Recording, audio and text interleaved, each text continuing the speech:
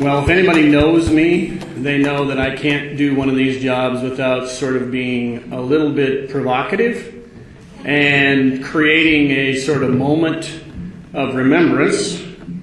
So here you go. Anybody get an email from me lately in the audience? I have a salutation that's pretty interesting. Anybody know what that salutation is? For about 8 years now, it says, "Feeding people never goes out of style." Because I get up every single day recognizing that we have a responsibility in veterinary medicine to help create a food supply that matters clear across the globe. And I've been lucky enough to be in a leadership position that gets to do that a lot. So when I have a good glass of wine, sometimes my thinking cap gets really profound. So here goes. I'm told that if you're a learned scientist, how many people in the room are science and medical centric? Raise your hand. The great balance of the audience. I'm told if you're a learned scientist, you have to have a fear, because if you don't have a fear, you don't really understand the complexity of the problem, and antibiotics is a bit complex. Here's my fear. How is it that we have a powerful, powerful medical tool that has helped mankind in ways that are unmeasurable, that this tool has become a poker chip in marketing differentiation for food choice?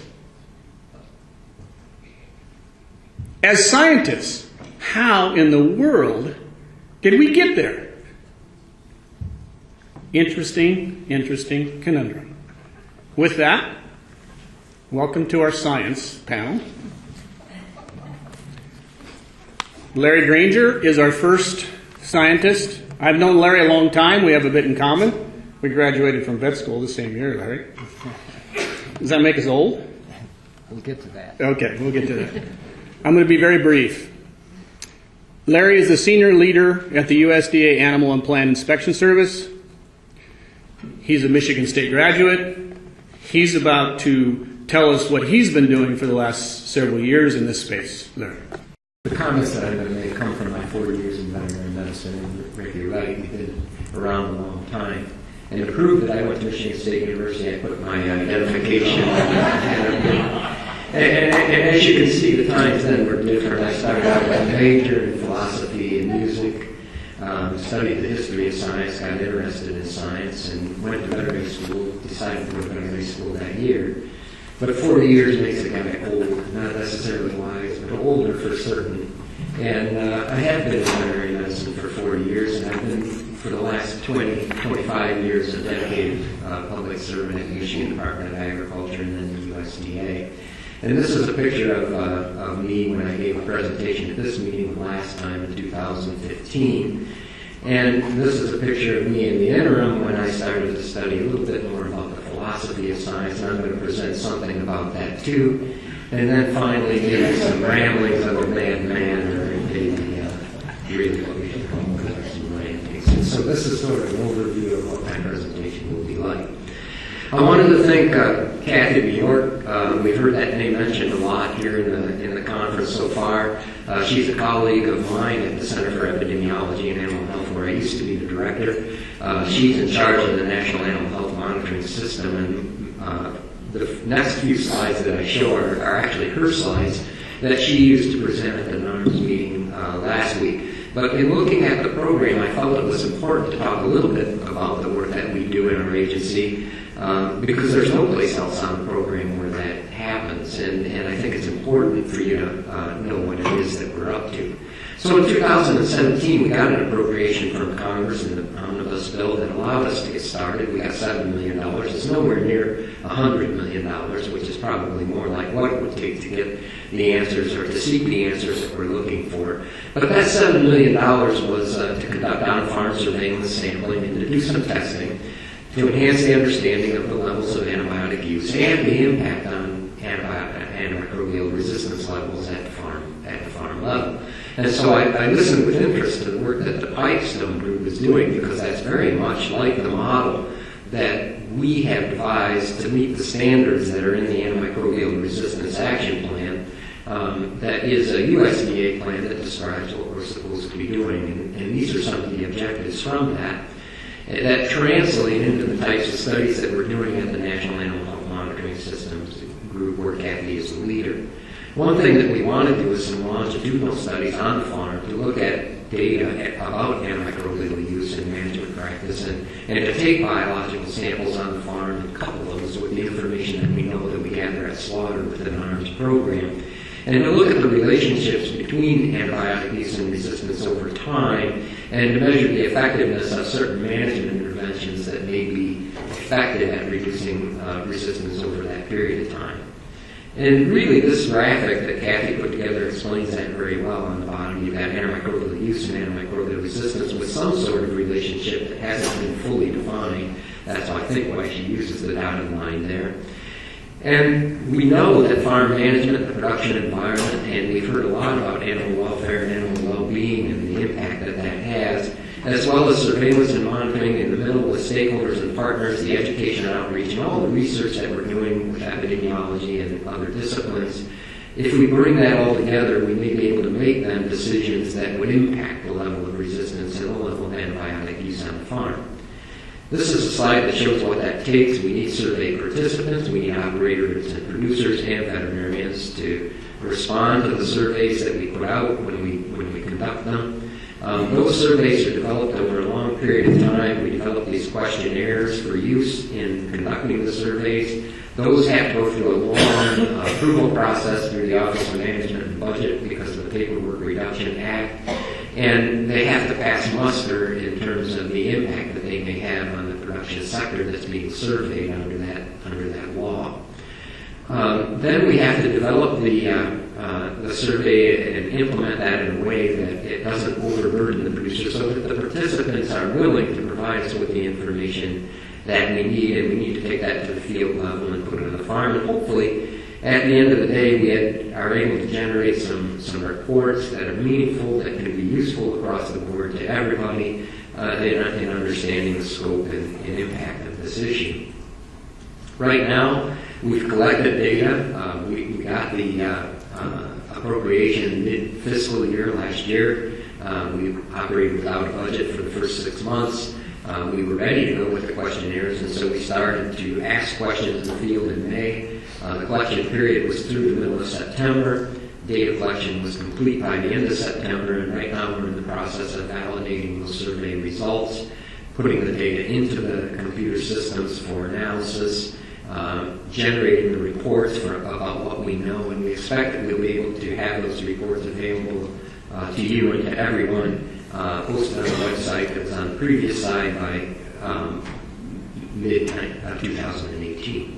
I wanted to mention, too, that there is a project ongoing that will begin in this fiscal year with that same funding that we carried over from last year, the National Animal Health Laboratory Network. And I think Dr. Deep yesterday referred to this, and it is very much in coordination with the VetLearn Laboratory Network that FDA administers to monitor animal feeds. And we're looking at pathogens of interest in animal feedstuffs as well as what occurs on the farm through the National Animal Health Laboratory Network. And there have been lots of comments about those samples that we would be testing for resistance being opportunistic, being biased, being clinical samples, samples that are collected from necropsy of dead animals on the farm, and that's all true. The other thing to note about this particular project is that we're looking at antimicrobial susceptibility in animal pathogens. And so while we're interested in foodborne pathogens, and some of them do cross over, especially E. coli and Salmonella, we're really interested in some of the other animal pathogens that Pipestone, say, for instance, was monitoring for with their system, and would be very interesting, and I think would be very interested to collaborate with them and others that are doing this type of monitoring. Our initial thrust, I guess, if you will, is to get at least 3,000 samples across the participating laboratories, and to be able to really sort of test the proof of concept in the sense that what we're looking for is a standardization of methodologies in these laboratories that will allow the data to be compared.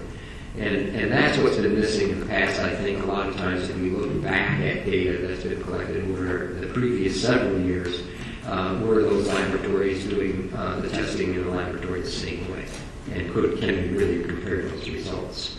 The other thing that's important is that if you look at what data the Pipestone group is able to collect and others that are doing this more privately, there's a huge need for metadata. There's a need for information around why the samples were collected in the first place, how those animals were treated with antibiotics before the sample was collected, what the management practices are on those farms that led to the disease being present there in the first place, what's the origin of those animals, all of these epidemiologic questions that we should be asking in order to analyze the data completely that are missing when all you look at is laboratory samples and whether they're resistant or susceptible. And so in order to really influence prescription behavior or stewardship on the farm, we need to be able to have those data collected as well and be able to compare them from farm to farm, just as the Pipestone group was doing. I hate to keep referring to them, but that's quite an impressive sort of introduction to what it is that we're attempting to do on a broader, more national scale, if we can make that possible. And again, we have confidentiality concerns as well as corporate concerns, maybe with disclosure of what actually does occur on the farms in the production setting. The other thing that I wanted to mention is the National Veterinary Accreditation Program, because it is where, if you remember the discussion at the AAVMC and one of the panels yesterday, it was mentioned as a way that veterinarians do get educated about using antibiotics on the farm. We've had Module 23, the use of antibiotics in animals, available since 2012. And we recently developed a module number 29 to look at the use of the VFD on farm, and that was launched in January of 2017. What's really interesting about that particular module is that it vaulted in popularity, and generally what you see when people are taking, I think I'm going to sneeze here in a minute, so pardon me when it happens, but nonetheless, people generally take these modules to comply with their continuing education requirements for licensure. And what we see is the most frequented modules are the first ones. So I get online and I've already done 1, 2, and 3. The last time I re-upped my accreditation, so this time I'll do 4, 5, and 6. Well, this one went from number 29, which you would think would bring it way down the line before people get through all the rest of them and re-up on their licensure requirement. And it went to number 1, the most frequented module of all of them that were available within 10 months. And so more people visited module 29 than all the rest of them.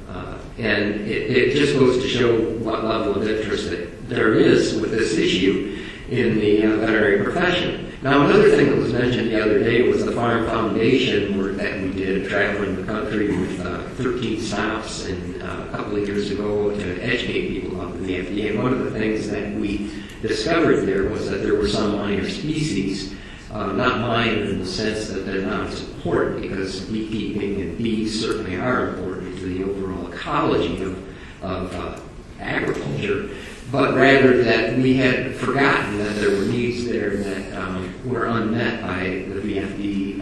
And as was mentioned, the Food and Drug Administration responded to those questions very rapidly and very comprehensively.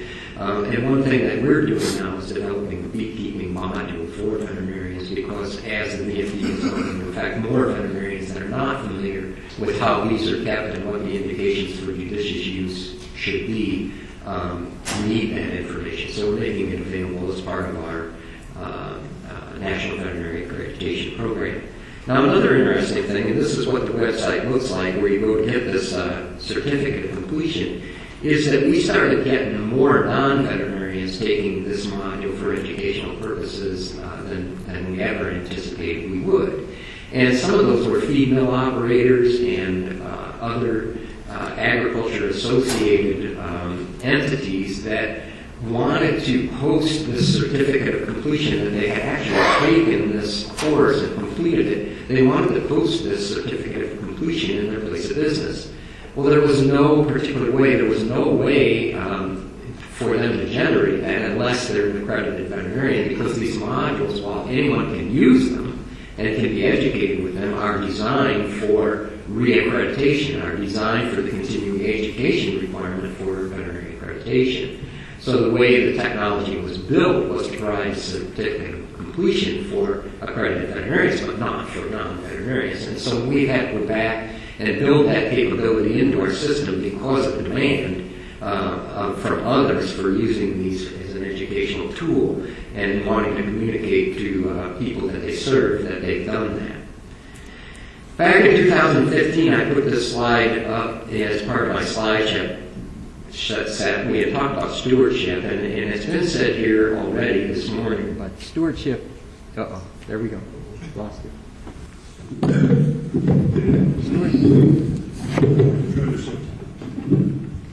Okay, here we go. Is that one working? Okay, that one works. Okay. Maybe the battery's dying. I'm talking too long. But stewardship is an ethic, and it is an ethic that guides behavior toward the responsible planning and management of resources. And that's really what we want to do, is be able to use antibiotics judiciously.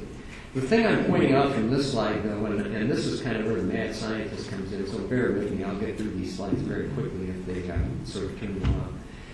Is I mentioned these elements of science that I thought at the time we really need to pay some attention to, and that's the game theory, the endosymbiotic theory of evolution, self-regulating systems, complex systems, emergence of properties within the microbial world, and APHIS, those kinds of things. And I don't think that we've really spent enough time doing that. This one's not working anymore. How about that? That better? And so I wanted to mention a little bit about that here. And if you read down the left side of this graphic and talk about the fact that we're dealing with bacteria that are single-cell prokaryotes, and we talk about them all the time in terms of the isolates that we're dealing with when we look at animal pathogens. We're always talking about, well, this isolate or that isolate. And we have this good bugs, bad bugs mentality that there is a difference in that the bad bugs will adapt to the use of antibiotics, and that we take this data and we aggregate the data and we look for cause and effect relationships. We want to be able to predict when resistance is going to be an issue so that we can make treatment decisions, and we look for how these bacteria conform to our model, the model that we have in our minds, and then we look for control points where we can look to administer antibiotics in order to control the bad bug with a particular drug combination is where we look for that point of control. And all of that needs to be repeatable so that when I do use antibiotics, the result that I get is the same result that you'll get when you use them. And that really, this isn't working properly, that really amounts to the bottom point there, which is the scientific method. And so for 500 years since Descartes, I think Descartes' picture was up on the board the other day in a presentation, we've been looking at a reductionist theory of science, and we've been able to take we've been able to use more and more technology to be able to identify the working parts through whole genome sequencing and metagenomics and culture-independent diagnostic tests, and be able to understand when there's a genetic component that is linked in some way to a phenotypical expression that then somehow in the laboratory, when we grow in a petri dish, we grow this isolate, we put concentrations of antibiotic on that same petri dish, we can tell whether that's a resistant organism or not, and that's meaningful information, and I don't doubt that it is. But the other thing that we need to take note of is on the other side of this slide, and we need to understand that bacteria in nature don't exist as isolates. They are in an environment where there are many other bacteria, and we talked about dysbiosis earlier today, and the effect that the other bacteria have on whether or not that expression of pathogenicity, say for instance, might be a character trait for a particular isolate that we find in nature.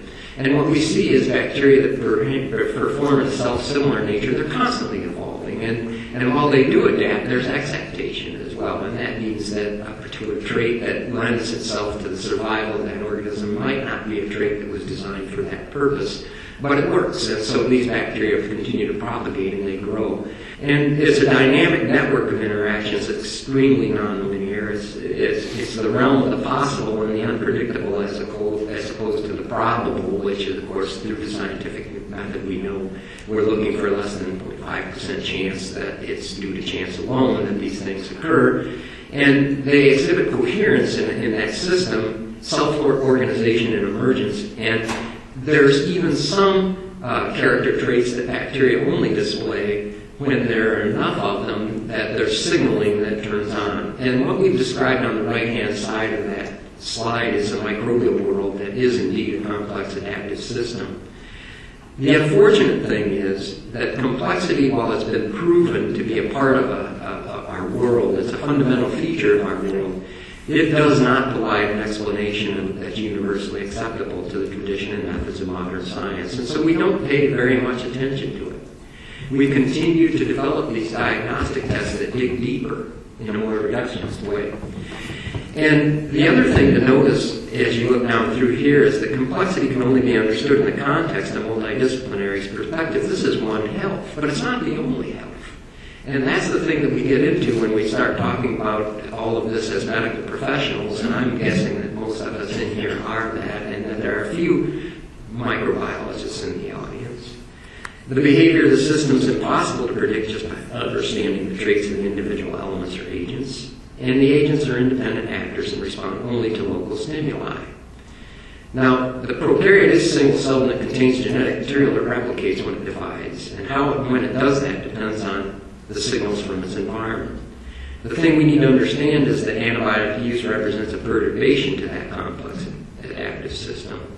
And in a population of animals, when we medicate them all, it always affects the R0 of disease spread. It doesn't matter whether it's more or less. There will be an effect. What does matter is that we continually monitor that to see what happens when we administer these antibiotics. Now, the biome is resilient. Over 4.5 billion years it's been in existence on this planet. The resistance is only a small part of that. And we need to pay attention to both. So when we see projects over $1 million spent at NIH to identify the bacteria in our skin and in our gut, and we look at the biome in total and we talk about dysbiosis, we need to put this in perspective and really pay attention to some of the other stuff, I guess you would, if you will, besides focusing just on resistance. The other thing to sort of take into account when you use antibiotics and you make this perturbation of this complex adaptive system is it never goes back to the way it was. Even when you reduce the antibiotic or take the antibiotic away, all the king's horses and all the king's men can't put Humpty Dumpty back together again. That's because it's not complicated, it's complex. Now this is my last slide. And this is from my good friend David Snowden, who happens to be the son of a veterinary practitioner in the UK. And he uses this framework, this Pinnevin framework, to explain the difference between complicated and complex and the ordered universe and the universe that isn't, the complex universe and the chaotic universe. And so the ones on the right-hand side is really where best practices and good practices reside, and you can have governing constraints there. The chaotic world lacks constraints, and sometimes when we respond to that, we come back with authoritative edicts like the regulation. And where we need to be is somewhere in that margin between the complex and the complicated, where there's enough constraint to be able to enable us to use these tools in a proper way.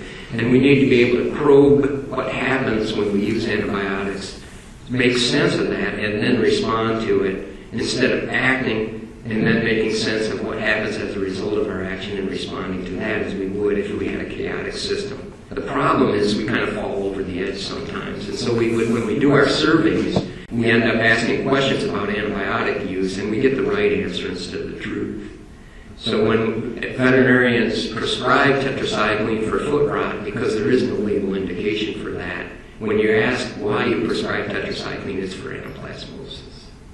And I'm just saying that that's a reason why we have to be careful with what we do.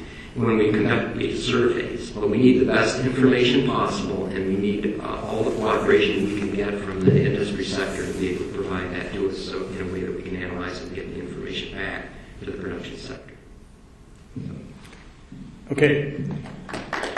Thank you, Larry. So my job is to pick up 20 minutes because that's what we're all behind. So with deepest respect for the panel, I'm going to ask the 3 remaining panelists to figure out a way to cut 25% of your time. And so with that, I'm going to cut 25 or 50% of the introductions. So Dr. Rankin is a clinical microbiologist for over 25 years at the University of Pennsylvania School of Veterinary Medicine, and she spent a lot of time looking at the transfer of organisms between species and their relativity to each species. Dr. Rankin. So thank you very much. Thank you for the opportunity to be here. You probably figured out right about now that I'm not actually from here. I grew up in Scotland. I came to Penn to do a postdoc, and I never left, basically. So I'm a clinical microbiologist. So I'm the person who runs the lab, who generates the report that you all use to make decisions about which antimicrobial to use to treat. And you know, this is a topic that I've been thinking about for many years. You know, how do we provide good information? And really, what does it all mean? You know, what do you do with the information at the end of the day? And so I like to call this my Dead Bugs Don't Mutate talk. It's 10 minutes, so it's really the mini version. And now it's only 7 minutes, so I have to go really fast. You know, back in 2003, so I came to Penn in 1999, and I was doing predominantly research at that time in Salmonella, and I came across this article, you know, Dead Bugs Don't Mutate, Susceptibility Issues and the Emergence of Resistance by W Stratton, who was a very prominent MD from Vanderbilt, I believe. And to cut to the chase, he was basically advocating for the use of bactericidal antimicrobials for therapeutic uses. And he said, you know, there's an urgent need to curtail the proliferation of resistance, and that has focused attention on the proper use of antimicrobial agents. And I think at that time I was like, has it? And even today I still think, has it? Are we really refocused on the proper use of antimicrobials? I don't know. And then he went on to say that the use of bactericidal rather than static agents as first-line therapy is recommended because the eradication of microorganisms serves to curtail, although not avoid, the development of resistance. And so is it? Is that a good recommendation? And again, I don't know. I'm not going to spend a whole lot of time on this mutant prevention concentration, but who's heard of it? Okay, probably the 5 microbiologists in the room. But you know, it's very simple. It's basically a concentration that is a theoretical upper boundary of a window which apparently resistant mutants are selectively amplified in, like during a course of antimicrobials. Whether or not that is true, we don't know. I think, again, we need more research. But what we do know is that, you know, this concept in itself is not new. This is how we were taught. If your dose isn't high enough, you don't kill the bugs, they fall into some black hole of resistance, and then they're amplified, and then everybody dies. Yeah, essentially. And I don't know that that's true, but what the hypothesis does do is suggest that if we stay above this mutant prevention concentration, then organisms will develop drug resistance less frequently. And so, you know, so that's basically the dead bugs don't mutate part of the talk. If we treat at high enough doses and we do everything right and it's wonderful, then there will be no resistance. But I think we all know that that's nonsense. And we've come really over the last few years to be looking more, not so much above the MPC or in the window between the mutant prevention concentration and the minimum inhibitory concentration for organism killing. But we're looking at what happens below the MIC. In some cases, we administer antimicrobials below the MIC, those sub-30 therapeutic growth promotion uses that are very controversial and that we have stopped doing. But what happens there? And again, something that I've been interested in. I long held the belief as a microbiologist that below the MIC nothing happened. Just like, nothing. No effect on the organism, the drugs are there, nothing happens. So there I was in 2010, sitting in my office, being very academic as you do, and I was reading Nature. Probably the only time I ever did. But I came across this was an editorial, and obviously the title kind of hooked me, Reactive Resistance. And a little quote, bactericidal antibiotics can function as active mutagens and may have a role in the emergence of multi-drug resistance. And I was like, oh, okay, I'm intrigued. So I read, and basically they were suggesting that the treatment of bacteria with low concentrations of bactericidal antibiotics can generate multi-drug resistance through an increase in the mutation rate that is driven by the formation of reactive oxygen species. Okay, so this is like applied science. This is a couple of guys at Boston doing something very specific. But again, I was kind of intrigued, and then all of a sudden I was like, oh my God! Did anybody else get it? Let me do it again. Treatment at low concentrations generates multi-drug resistance through an increase in the mutation rate due to reactive oxygen species. This is basically bacteria becoming resistant in those situations where the drug concentrations are so low that we have completely disregarded them, forever. Yeah? And so very quickly, Jim Collins, who is the Howard Hughes Medical Institute in Boston, Michael Kohansky was the lead author on this, and they basically tested this hypothesis that reactive oxygen formation with very low levels of bactericidal antibiotics will lead to an increase in mutation rate, and that increase in mutation rate will drive organisms to become resistant.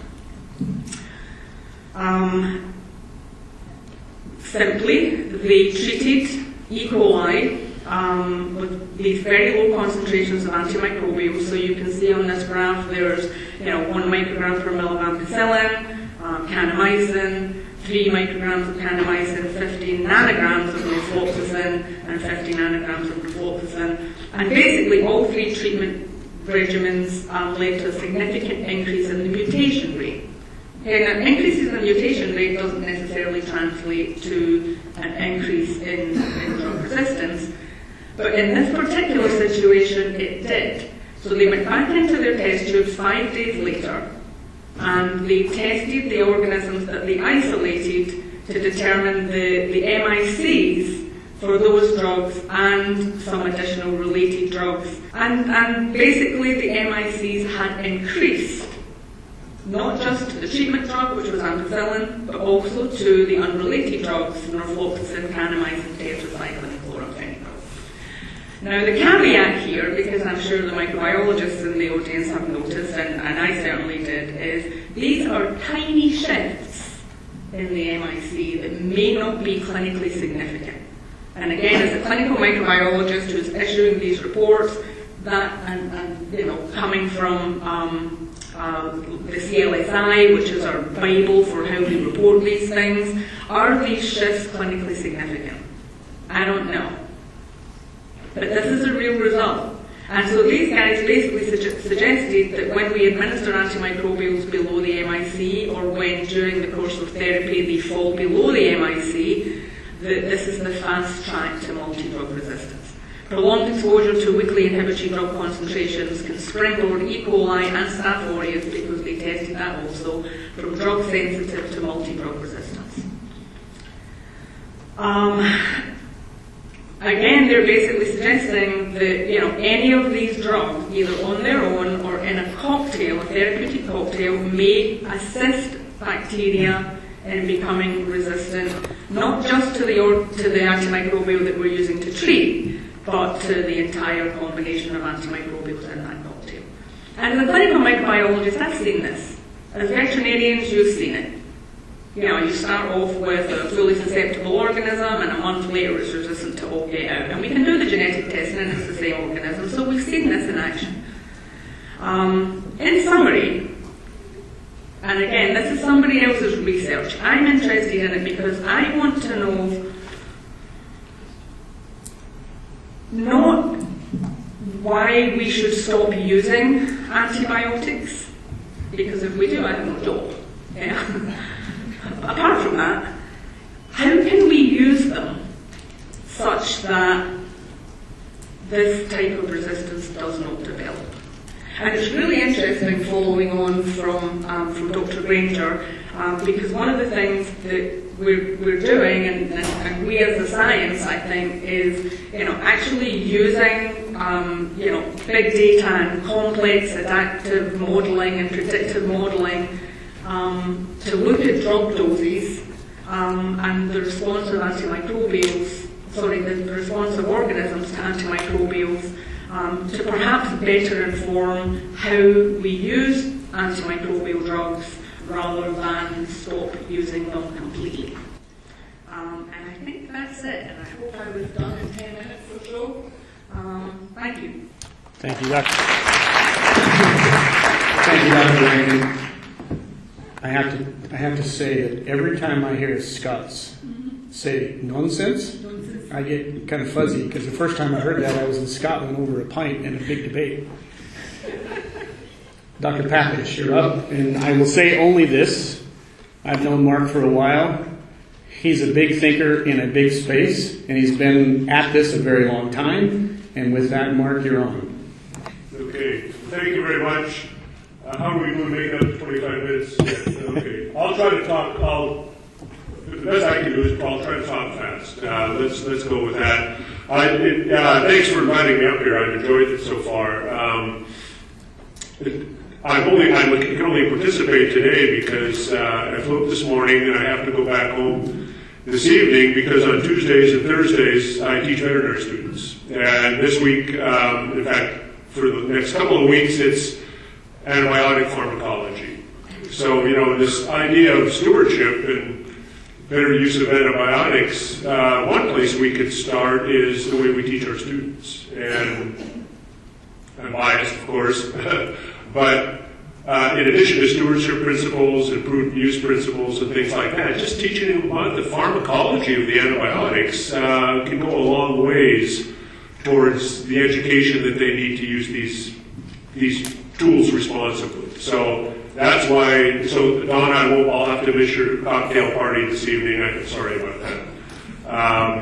Okay, so in this idea of what we know and what we don't know, I'll hit on a couple of topics. But in the way of introduction, I do want to put a plug in, because it has come up a couple of times, for the role of CLSI, particularly the veterinary antimicrobial susceptibility testing subcommittee. I've been the chair for the last 6 years. My term will finally run out in January. The two previous chairs are here with us today. Tom Shryock and Jeff Watts were the chairs before me. And I know they'll appreciate me saying something about CLSI. The point of why we emphasize this is that as we talk in meetings like this about resistance, and what is resistant and what isn't, we have to define resistance. Who does that? Well, in veterinary medicine, there's only one, and it's CLSI. It is the only committee in the world that has set standards for defining resistance. Not only just the breakpoints for resistance, but also the methods by which they're tested. So the role of CLSI and the whole stewardship role has been to set the standards so that we can at least have a way to define resistance and give consistent methods for testing. So we published our methods, we established interpretive categories. It's a very active committee with a lot of working groups that are participating. We have a role to educate healthcare professionals. In fact, we have a new working group that is working on a new document. We are continuously updating our standards, and they're not static. They change. We're continuously adding new standards to our panels and our tables. These are a couple of our documents. Anybody can find them. You go to clsi.org and you can find this stuff. It has been active for over 20 years. Jeff Watts knows more about the history than I do, and he'd be glad to go through that with you. When it first started, it was just kind of a dream. And now we're up to, in this year, well, later on this year, probably the spring, we'll publish yet our next standard. And on the large animal side, this is just an example of the standards that are currently available for susceptibility testing. And one of the things that I would emphasize is that, in veterinary medicine, it's not likely we're going to get a whole lot of new drugs in the future. Maybe some will come in, but if we're not going to get a lot of new drugs, we have to use the drugs we have now more responsibly. We have to use them smarter. And one way to do that is to have standards for testing. And the drugs that you see on this list represent most of the current antimicrobials used in food animals, and we're going to keep expanding that list and keep refining it. So I do think we've been playing a role, and whenever you hear anybody at any presentation, at any meeting, talk about how they have reported resistance, they did a survey here, a survey there, and they found this percent resistance, this percent susceptible, make sure you ask them how they did that. Make sure you ask them how they define resistance. That becomes very important. Because if they're not using proper standards, if they're not using the CLSI methodology, it may be skewed. So keep aware of that. Okay, back to the topic here. What we were assigned is, this idea of what we know and what we don't know.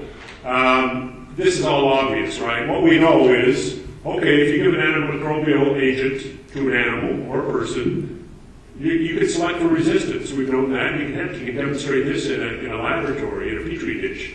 So we've known that. We know that we can select for resistant strains. The more controversial is that, we know that these resistant strains occur in the intestine of the animals that we treat. That's where the biggest risk is. And it has the potential to transmit to people. And that's where the controversy comes in, right? Is what is that potential? And depending on what you read and how many studies are done, how many people are affected, how many people are at risk, how many people have been injured by this administration of antibiotics for food animals. It's highly controversial. I'm not sure even though the title says what we know, that is an area that we don't still fully understand. The other thing is that, that we tend to lump all these antimicrobials into one big group. We just call them all antimicrobials. However, we need, being a pharmacologist, I'm very attuned to the fact that these are a lot different from one another. And we need to have some better knowledge and a better framework to realize that some drugs and their regimens, the route of administration in particular, can be more likely to select for some resistance than others, some more so than others. And we need to acknowledge that. Everybody's, I'm sure, has seen this report from the CDC, came out a few years ago, and one of the charts in this that the reason I put it on here is to emphasize where the emphasis is. The emphasis, if you look at the left side of the slide, on the food animal side, on the right side, of course, is the human medical component, but on the left side is the veterinary component. And what happens? And you'll notice that as you go follow the arrows, the concern is all with the antimicrobial effect in the gut. It's whether we give them in the feed or water or whether we inject them, sooner or later they end up in the gut. And it's the bacteria in the gut that are where the importance lies. Those through fecal contamination, through fecal excretion into the environment, carcass contamination, whatever. It's from the fecal, it's from the intestinal bacteria that are important. Therefore, that's where we have to place our emphasis in our future studies. Everybody has seen this report. You can pull this up online. It is produced every year. This is the most recent. This is the summary report. Among other things, it summarizes the antimicrobial use in the United States. This goes through the charts, and I think this group especially is very familiar with these charts and how they end up. You can see the tetracyclines and the ionophores are major, the biggest group when you ton by ton. In terms of antimicrobials in the United States, tetracyclines showing the biggest here. And on this chart, you see the medically important separated from the non-medically important, separating essentially tetracyclines from the ionophores. But on this one, as we look at this, we see where the major emphasis is. And it's not surprisingly, it has been in feed and water. The whole purpose, or one of the purposes of the VFD initiative, or the changes in VFD that started in January, is to have some impact on the use of these antimicrobials. So as you can tell from the chart, most of the antimicrobials, this was in 2015, we'll have to see how it changes after January of 2017, but as you can tell from the chart, the majority is in the feed and water. So the emphasis has been what goes into the feed and water, therefore what ends up in the intestine. And so what we don't know, this gets into the area of what we don't know now is what's going to change in the future. As you see from this chart, the majority in 2015, the majority of those have been OTC. Well, that's going to change, or it has changed since January of 2017 to VFD. So what's going to change in the future? How will the use of these, how will the amount that is used in our food animals change? We'll have to see how that looks. I think a lot of people will be very interested to see how this chart changes after 2017. So, so what's been done? So all of this information, an audience like this is well aware of what we know about trying to reduce antibiotic use, stuff like the President's Task Force and other initiatives have been started to eliminate production uses, that is, those that use of growth promotion. Antibiotics administered in feed and water now require veterinary oversight. That's the whole point of the change in the VFD status for many of these antimicrobials. The VFD initiative that started in January 2017, we're well aware of that. What we don't know yet is what is going to be the full impact of that, and that's yet to come. The other impact that I think sometimes goes missed is getting away from the feed and water administration of antimicrobials, is that there have been some changes also in the way we give injectable drugs. The market has changed. Back in the old days, there was a lot of antibiotics that required once a day for 3 days, once a day for 5 days, or sometimes longer. Most of the antimicrobials used now to treat respiratory disease, and occasionally some of the other diseases, are one-shot treatments, single-shot treatments. So that has changed. The exposure has changed with those shifts in the way that these drugs are now approved and used. So so that's what we know. What we don't know is a lot. We don't know what these new initiatives are going to do. It's might be a few years before we fully realize that. What are these going to do to the impact on surveillance of drug-resistant bacteria? We don't know. And the other issue, since we've been, a lot of these initiatives, as I said, have been focused a lot on the feed and water administered antibiotics.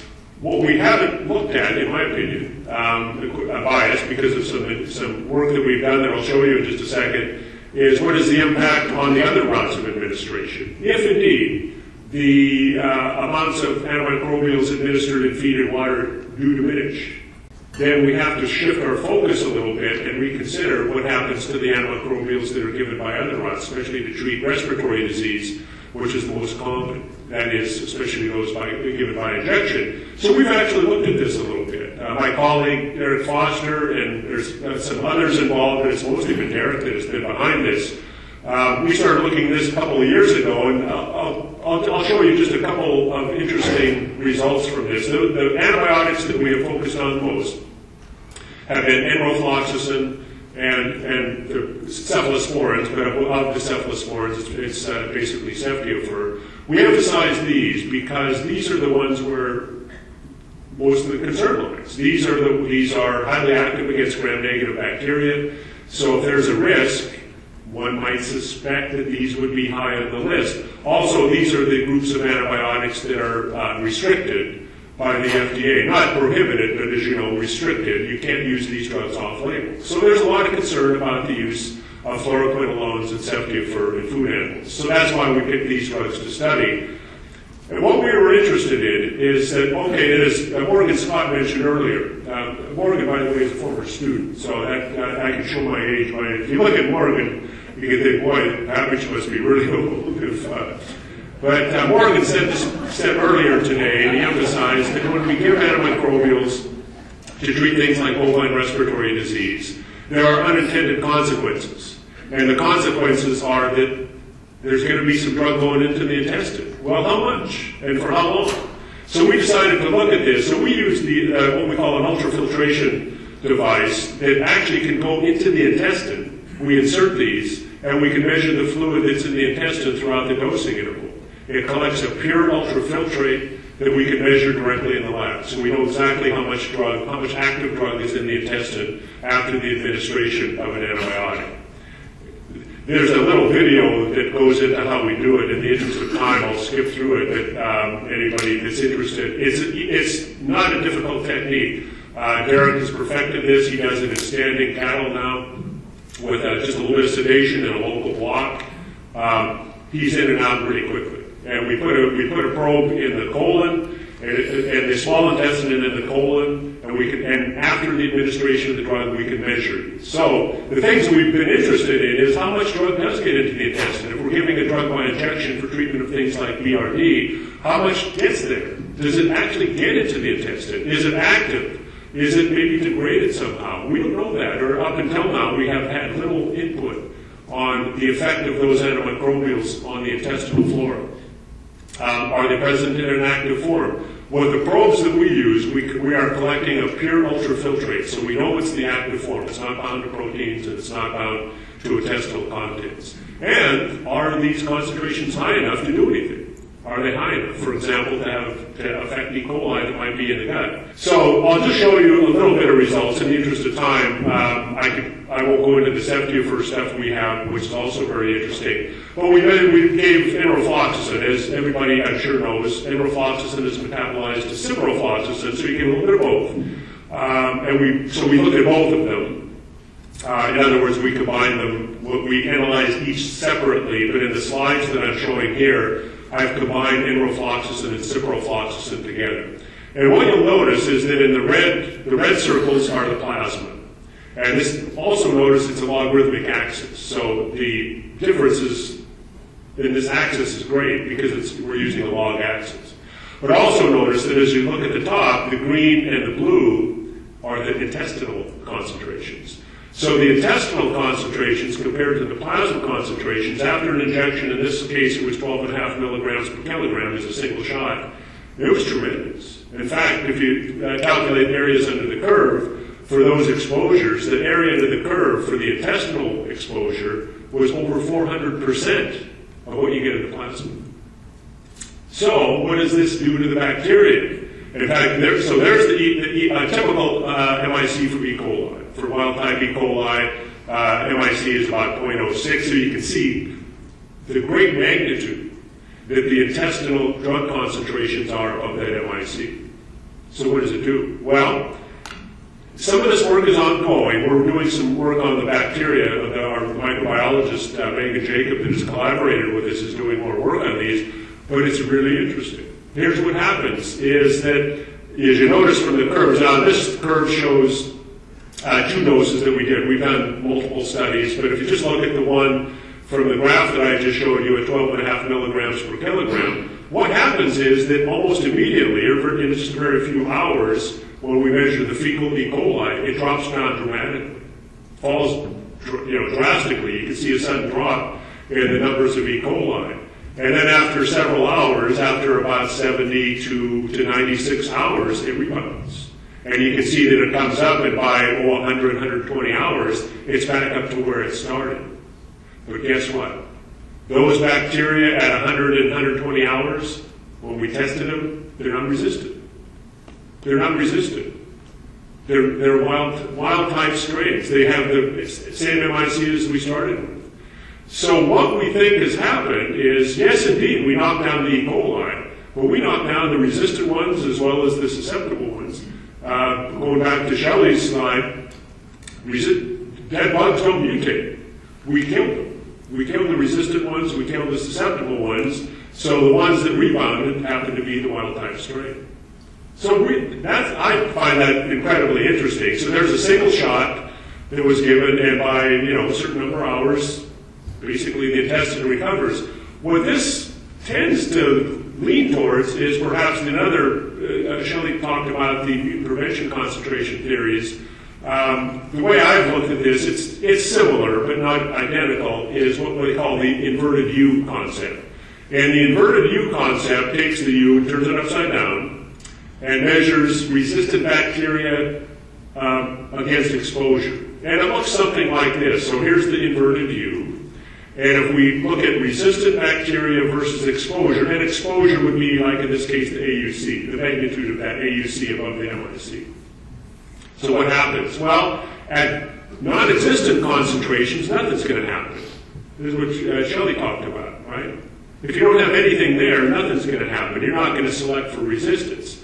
But somewhere in the middle there, where that hump occurs, that's in that area where you're selecting for resistance. It's enough exposure to knock out the susceptible strains, but the resistant ones are going to flourish.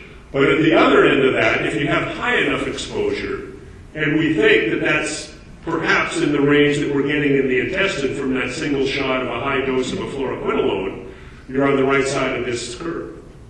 And at the right side of that, it's down at the right side of the inverted U, you're suppressing the resistant strains as well as the susceptible ones, and as time goes on, the susceptible ones are going to return. So I find it very interesting. We've seen some other interesting results from our studies with ceftiofur, which I don't have time to share today. But my point is, we've got to look at how we give these drugs and the ones that we give. So, maybe we should think more about, rather than just eliminate all our antibiotics, we have to give something for BRD and for SRD. We have to give some antibiotics to these animals that get sick. So maybe, we should look more at what happens in the intestine, since that seems to be where all the concern is. At least the CDC has the concern about the drugs in the intestine. So we want to focus more on this, and we have mechanisms to do that. And perhaps we could find out whether or not if we can optimize exposure with short course, high concentrations. If that will work, we could reduce exposure and perhaps reduce the risk of resistance. Maybe in the future we could develop agents that aren't active in the intestine, smarter drugs. That would be ideal. We don't have those yet, but if anybody could invent those, we'd be in great shape. Or develop perhaps agents that are inactivated in the intestine. That would be another approach. And so I think we have some directions we can go towards. We just have to focus on that a little bit. So I'm going to wrap it up there. Thank you very much. I don't know if I save us any time or not, but we'll see how it turns out. Every little bit makes a difference, Mark. Thank you. So as you know, we're at our witching hour for a break. So if you need to use the restroom, do what they're doing. But in the interest of time, we have one more presentation. Heather is a stand-in for Dr. McDermott, who had a family issue. So Heather's got her PhD. She's been in NARMS for 7 years. Heather, is yours. Okay, I'll try to be like Usain Bolt, bring up the rear of this relay pretty quickly.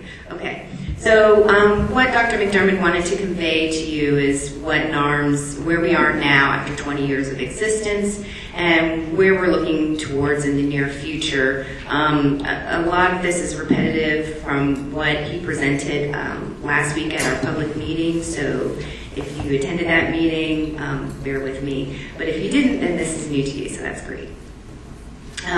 Most of you probably already are familiar with NARMS. I'm not going to spend a lot of time on this slide, but if you aren't, it's an interagency collaboration with CDC, USDA, and FDA. And our main objectives are to monitor resistance trends, disseminate that information in a timely manner, conduct research. We used to end our objectives with assist the FDA in making regulatory decisions, but recently we've realized the value of incorporating antimicrobial resistance information in CDC's efforts to prioritize outbreaks. Case in point, the Campylobacter outbreak, which was recently announced, which has been occurring over the past year in pets and humans. And we're working with our colleagues at CDC to try and identify some other drugs that can be used to treat those Campylobacter infections, because they're pretty resistant to all traditional drugs. So in 2012, we released our strategic plan, our 5-year strategic plan, which is obviously outdated now. But the point of this slide is that the next few slides are going to discuss some specific objectives that were in the strategic plan and what NARMS did to address those objectives. All right. So So one objective was to improve the geographic representativeness of retail meat testing and also increase the number of isolates that we tested. The other objective was also to improve the animal slaughter sampling scheme so that we had a more statistically robust scheme that allowed an unbiased national estimate of resistance. So with that first objective about retail meats, we have expanded the retail meat testing program. When our strategic plan first came out in 2012, we had 11 states that were participating in the NARMS retail meat program. In January of 2018, we will have 21 states participating in NARMS. So we're at almost half of the states in the country. At the same time, we've also expanded the number of samples that each of the states collect.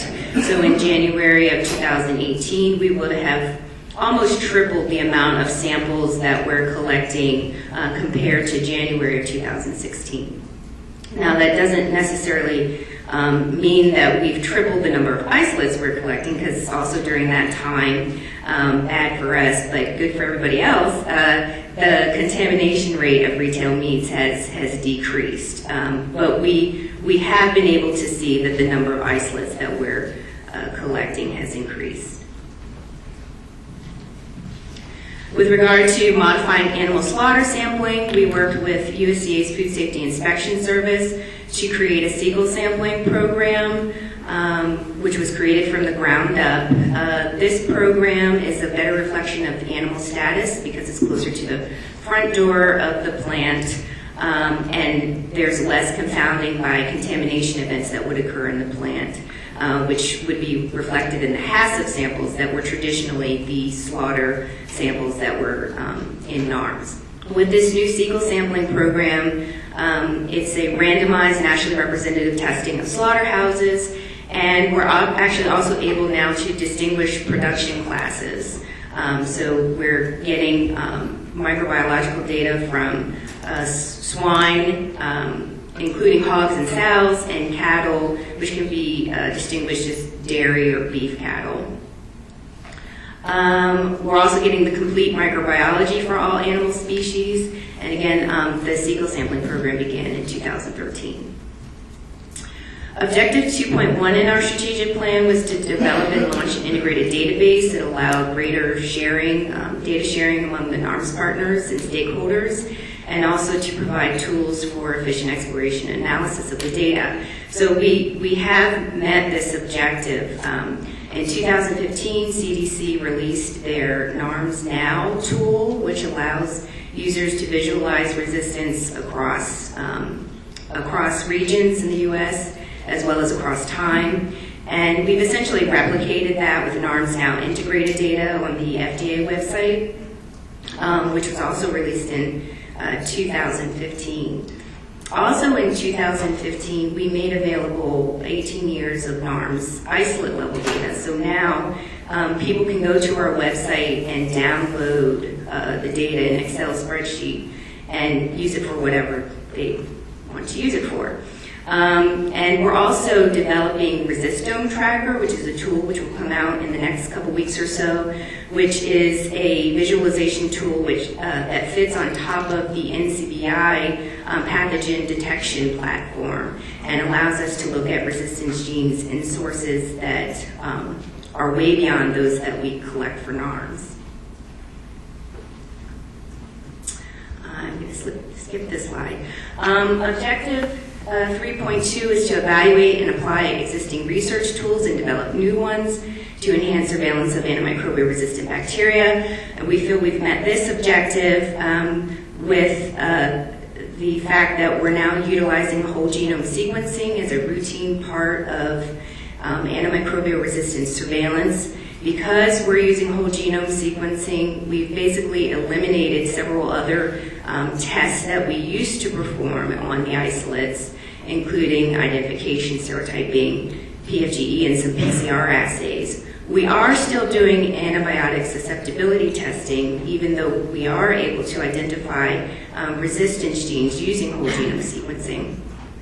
And we've also done the papers that were mentioned earlier, looking at genotype-phenotype correlations in Salmonella, Campylobacter, and E. coli, where we found a very high correlation between the presence of the gene and the expression of the resistance phenotype in these organisms. So that's really great for us because it now allows us to use whole genome sequencing as a way to predict antimicrobial resistance in these organisms. Metagenomic, hot word that's been used a lot in the last several talks I've been to. Dr. Daniel Tedeschi has been leading a lot of work in this area at FDA, doing metagenomic analysis of animal samples. We've basically been banking all those fecal samples that I talked about earlier since the program began in 2013. And we're using that as a means to look at the resistome both before and after the implementation of GFI 213. And he actually has some interesting data showing that there are some pretty big differences in the resistome among different animal sources. So that's something that we're continuing to explore. Whole genome sequencing also gives us new answers to old questions. We have a PacBio now, which is exciting. So now we can close plasmids, and we can start to look at the descent of these plasmids from other organisms. Where we can also, because we would have closed a plasmid, we'll be able to identify other resistance genes that elicit resistance to compounds that we don't test in NARMS. And this will allow us to identify new possible drivers of resistance. Whole genome sequencing is really great because when new genes are identified, like the plasmid-mediated colistin resistance gene and CR1, we're able to go through our historical isolates without even opening the freezer door, and we can screen those isolates for the presence of these new genes. So now that we're really relying on whole genome sequencing data and we're using metagenomic analysis more and more, we are developing what we call NARMS resistomics. And so a lot of what I'm doing as an epidemiologist and my team is doing is trying to generate these visualization tools that allow not only the researchers in NARMS, but a broad variety of stakeholders to be able to understand the data that are generated through whole genome sequencing and how that also relates to the phenotypic data that we're still collecting through antimicrobial susceptibility testing. I'm actually going to go through these slides, skip these slides. This explains the resistome tracker tool, which I developed, and so partly I'm tired of talking about that. But but again, that will be released in the next couple of weeks, and hopefully we'll make an announcement and you'll be able to explore it. Objective 3.4 was to seek out new partnerships within and outside of the government to leverage those resources to essentially help NARMS meet its objectives. And this slide features a lot of names and partners that we really have only expanded to in the last year or so. You'll notice there's actually quite a few universities listed on here, many of which are now participants in the NARMS Retail Meat Program. And that's really exciting because they bring new energy to the program and bring a lot of questions that we hadn't even thought of asking before. So.